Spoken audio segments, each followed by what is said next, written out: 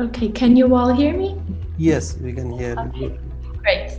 So, hi to everybody. Good morning or good afternoon, depending on where you are. Here it's already night, so first of all, I would like to thank you for the invitation and also congratulate the organizing committee on this congress, as well as to congratulate all of the lecturers for their excellent presentations. My name is Francisca Rego. I'm from Portugal. I work at the Faculty of Medicine of the University of Porto. I'm a professor there. And today my presentation is going to be about spiritual advocacy in palliative care. But first of all, I would like to start by presenting you Maslow's pyramid, which, according to Maslow, a person is considered to be whole and to be motivated by needs and desires. And so basically, we start in the basic needs, and then once those are met, the tendency is for the person to search for higher needs and then reach the self-fulfillment needs, which are at the top of the pyramid.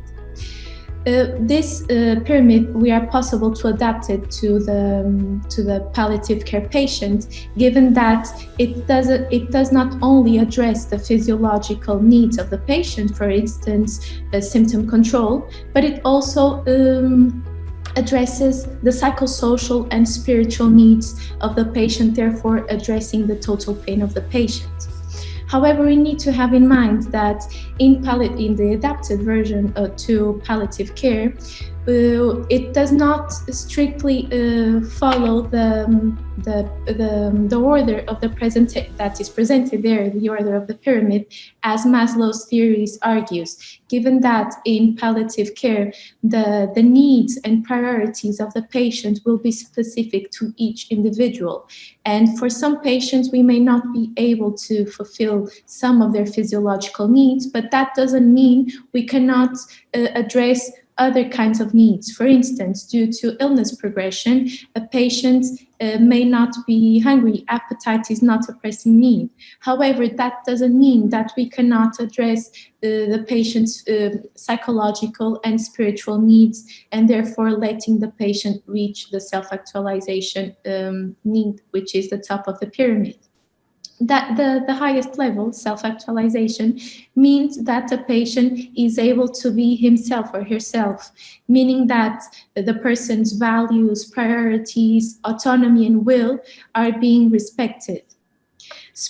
Early spiritual care will allows to address the patient's existential and spiritual needs that arise at the end of life. However, and as we may see here on the legend, the higher needs are usually the less frequently realized. But what do we know about spirituality in palliative care? We know that it is a fundamental dimension of quality of care and a fundamental dimension of culture. And here, culture plays a very important role, given that culture is very important to each and every one of us. It influences the way we think, the way we behave, our values, our beliefs, our priorities, and it will also impact the way we perceive illness, we perceive death, and we perceive the care that's being provided to us. We also know that spirituality is considered to be it's a unique dimension of the patient, but also a multidimensional concept, meaning that it is present on the other dimensions of the patient and it interconnects them. But one of the important things that we need to do is a distinction between spirituality and religion. Spirituality is considered to be a broad concept in which religion is inserted. However, these two concepts are not the same. Spirituality is considered to be a journey of self-discovery, which allows a person to experience the transcendent meaning in life, which is expressed as a search for the sacred, which can be God, but it can also be family, can be nature, can be art. It is whatever gives us our sense of meaning and purpose in life. Religion, it's considered to be an outwards expression or practice of a particular spiritual understanding or organized system of beliefs. There are people who consider themselves spiritual and not religious, or the other way around, and there are people who consider themselves neither spiritual or religious.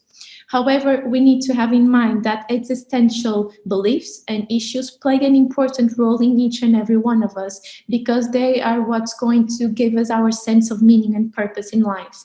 Therefore, we are considered to be spiritual beings.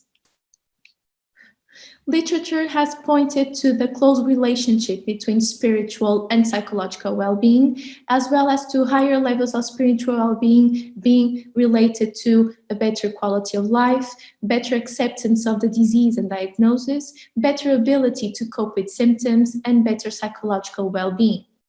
Literature also points to the influence of spirituality on decision-making at the end of life. However, there is limited attention given to spirituality in clinical practice. We know that suffering impacts all aspects of life of the patient, but it can also threaten the agency of the patient, the moral agency of the patient.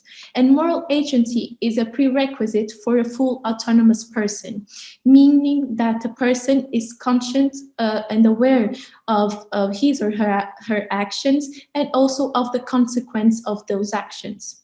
However, spiritual distress may lead to the deterioration of the patient's moral agency, and therefore impact patient's autonomy and capacity to be involved in decision making. Spiritual distress may arise due to the disruption of one's beliefs of the value system.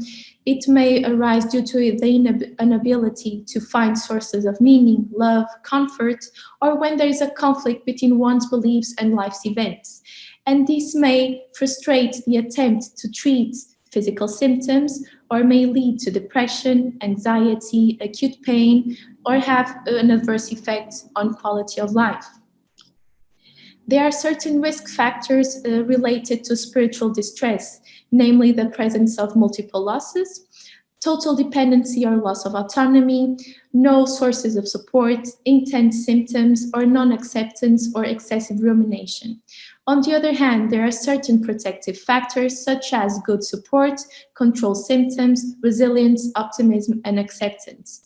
And this tells us that we need to have special attention to early palliative care measures, as well as to identify the sources of support of the patient, as well as the coping strategies being used, and also to identify the presence of a sense of peace and sense of meaning in life. We also talk about moral distress, given that it arises in response to the threats of the individual's integrity, and it may lead to the deterioration of one's moral integrity and one's moral agency. It can be triggered with the inability to modulate one's response to suffering, or through the conflict with one's religious or spiritual beliefs. And this may lead to consequences in a physical level, such as insomnia, emotional level, behavioral, and spiritual, such as loss of sense of meaning and deterioration of moral agency. Literature has pointed to the importance of spirituality in the well-being of patient and the treatment of the illness. However, there's still evidence that demonstrates that clinicians are still neglect, or are still a little bit afraid of assuming the spiritual dimension of the patient. And so for clinicians to constructively respond to the patient's spiritual experiences of the illness, it is necessary to for one hand, to have research which comprises the patient's experience of spirituality within multiple cultural and clinical contexts, as well as to explore how these factors relate to important medical outcomes. Also, another very important factor is training of spiritual care of healthcare professionals, given that training is the most powerful predictor of healthcare professionals' provision of spiritual care to the seriously ill. Also, the fact that spiritual care should be patient-centered and appropriate to the professional's role and also to the professional's training.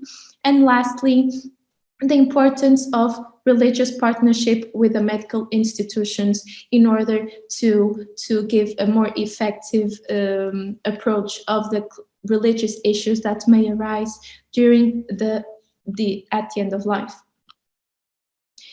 It has been argued that inadequate spiritual care should be an interprofessional spiritual care, in which the palliative care team should do a screening of the spiritual health of the patient.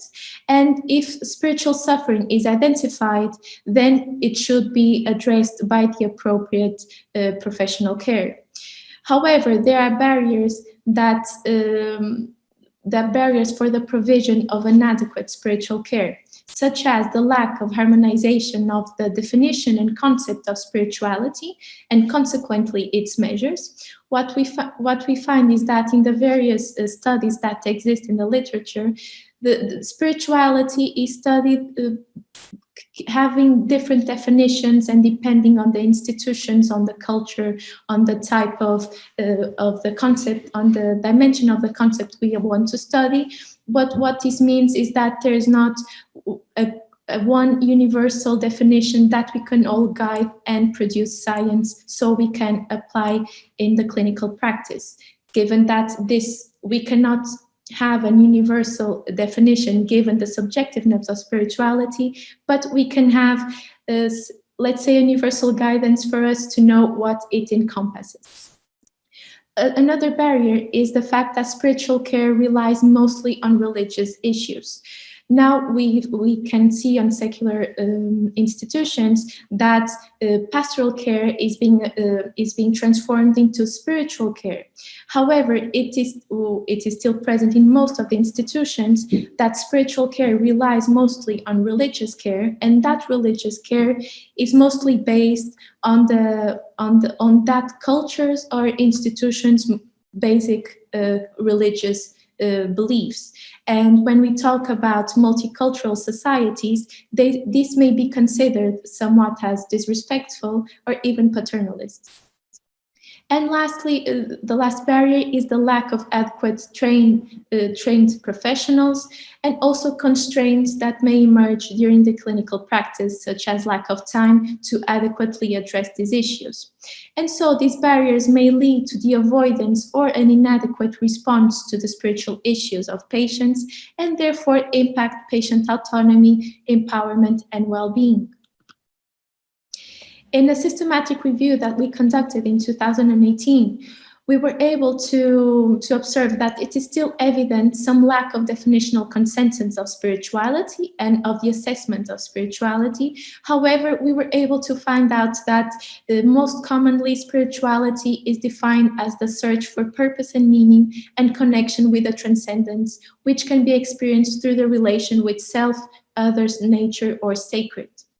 It was also found the interconnectedness among the physical, psychological, and spiritual dimensions, as well as quality of life, therefore supporting that there should be a regular spiritual assessment as part of the interdisciplinary approach, therefore to optimize symptom control.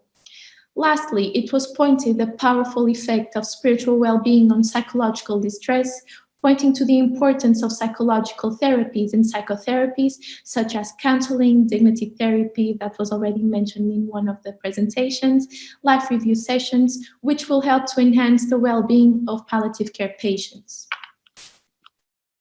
And so healthcare professionals' awareness of how their patients are using their spiritual beliefs and faith to cope with pain and how it influences their quality of life, we allow them to understand the personal needs of patients in more complex levels, such as emotional, social, motivational, or cultural levels. And therefore, it will allow to search for solutions appropriate for the individual's needs. Therefore, in order to integrate the assessment of spirituality, we may have an implicit approach or an explicit approach. In the implicit integration, the professional does not address spirituality unless the patient that has the initiative to address that topic first. Therefore, the patient has full autonomy to address or not this topic during consultation. The explicit approach means that there is an integration of the spiritual and religious issues during consultation. However, these might fall off the ethical and and capacities bounds of the professional, given that it might include, for example, the use of rituals such as prayer or reading scriptures. And so, in order to give a more comprehensive approach of spirituality, and given the multicultural societies that we live in, an implicit integration of spirituality, but with an additional initiative by the healthcare professional to address the patient's spiritual health, would be the most appropriate response, given that the literature has pointed that patients would like healthcare professionals to have an initiative to talk about these issues. However, the patient still must have the autonomy to decide if he or she wants to address these issues in consultation or not. And therefore, this integration demonstrates cultural inclusion, given that the spiritual health of the patient will be assessed in a neutral and non-directive manner. And if there's a need for a more explicit approach, then the support of religious care would be most appropriate. It also helps to comprise the patient as a whole, recognizing their problems as multifaceted, and promotes an adequate response for the patient's needs and death process. Besides seeking to minimize suffering, palliative care also seeks to facilitate the autonomy of the patient and their involvement in care. And here, spirituality is considered to be an essential element in the promotion of dignity and autonomy, and it can be an important tool in decision-making process. In a study that we conducted with 95 palliative care outpatients that aimed to study the influence of spirituality on decision-making, we were able to find that spirituality impacted the overall well-being of patients as well as the decision-making process. Patients who were able to implement their decisions showed higher emotional and spiritual well-being, as well as a better quality of life. We also found that patients indicated that their sense of meaning in life changed with the illness, mainly due to physical limitations and loss of autonomy. And patients also indicated that the decision-making process in health would be facilitated through a specialized care that considered one's values and beliefs. We also asked for patients to give their personal description of what was spirituality to them, and we found 16 different themes regarding these descriptions, which points to the uniqueness and subjectiveness of spirituality and of the concept and of the role that it plays on patients. We were able to conclude that professionals must be the ones to initially address these issues, given that patients would not feel comfortable in addressing them because they thought they wouldn't be adequate to address them in consultation. And sometimes patients would not be conscious of this dimension in their lives and that it may or not be causing them suffering, which allowed them to talk about these issues for the first time. And what happened is that patients, they would often say that they would feel like a weight came off after talking about these issues. And so there is a need for healthcare professionals to impartially assess the needs of patients as a whole by identifying the person's values and system of beliefs, as well as spiritual history, distress, and needs, therefore to promote patient dignity, autonomy, and the right for self-determination. These point to the need to involve an advocate or other professional health professional with special expertise in cross-sectional studies and spirituality. And so the spiritual advocate emerges as a new role in spirituality, which aims to provide adequate care to palliative care patients, allowing each individual to respond to their beliefs in a unique way. The spiritual advocate addresses each case individually in a neutral and non-directive manner, taking into account the cultural and ethical specificities of the individual. Therefore, the spiritual advocate would be a professional reference to whom patients would resort to voice their fears and concerns, regardless of their illness and spiritual or cultural issues. Healthcare professionals who would interpret this role would do a spiritual assessment of all patients, addressing their spiritual history, individual and cultural values, beliefs, and needs. This way, screening for any spiritual distress at an existential and religious level, therefore directing them to the appropriate professional care. And so the spiritual advocate will encourage patients to reflect about their needs and desires, therefore engaging them in decision-making and enhancing patient empowerment. And patient empowerment plays an important role, given that it enables to restore the sense of dignity, autonomy, and moral agency of the patients. Therefore, the spiritual advocate must determine how patients want to be included in decision-making, considering their spiritual, cultural, and personal needs, and integrate the patient's self-identified goals into the care plans together with the interdisciplinary team in order to develop the most adequate care plan. Therefore, the spiritual advocate will promote an appropriate response to the patient's needs and dying process, helping to restore or enhance patients' moral agency by neutrally addressing their needs, and therefore it will also enable to improve the patient's well-being and quality of life and a better allocation of resources. And so we may conclude that given there is a growing need all over the world of quality palliative care, given the increasing aging population, as well as number of people suffering from chronic illnesses, and therefore there's a need for humanizing care in general and spiritual advocacy in particular. The role of spiritual care it's evident, its importance, namely its impact in patient well-being, as well as in the decision-making process. However, palliative care patients are usually envisioned as vulnerable or dependent persons, and these will lead that sometimes patients' wishes regarding end-of-life decisions may not be respected, and which can lead to a loss of integrity and autonomy of patients, and therefore lead to reduced dignity and moral agency.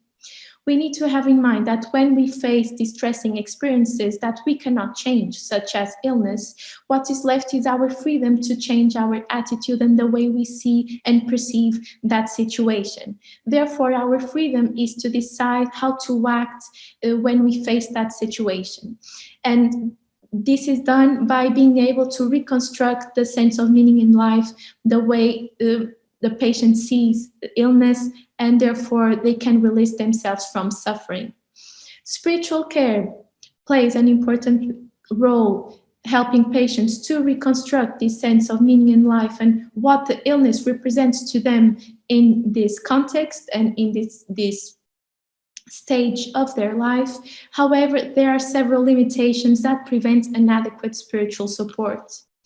And therefore, with the adequate and specific training on spiritual care and multiculturalism, healthcare professionals may adopt the role of spiritual advocates and overcome the limitations that prevent them from appropriately addressing spiritual needs of patients. This new role will enable healthcare professionals to address the patient's spiritual, personal, and cultural concerns without raising any ethical or practical issues, given the specific training and purpose of this role. And so the spiritual advocate will help promote patient dignity and autonomy, therefore enhancing patient empowerment and moral agency and improving the quality of care of patient. Having in mind that if we respect the patient's autonomy in healthcare decision-making, we will be able to give more effective therapy and care, and therefore less use of medical interventions. For future studies, we should analyze the effects of training on spirituality and multiculturality of healthcare professionals, as well as to study the benefits of including patients' spiritual needs into the care plan, as well as its impact in the involvement of decision-making and satisfaction with care. And so we may conclude that the important thing is that each individual can react according to their beliefs in a unique way, and that each case can be addressed individually. Given that spirituality must be taken into account while providing patients palliative care, and when spiritual suffering is identified, it must be addressed in a neutral and non-directive manner, respecting the cultural and moral context of the subject, therefore promoting the patient's empowerment, autonomy, and well-being.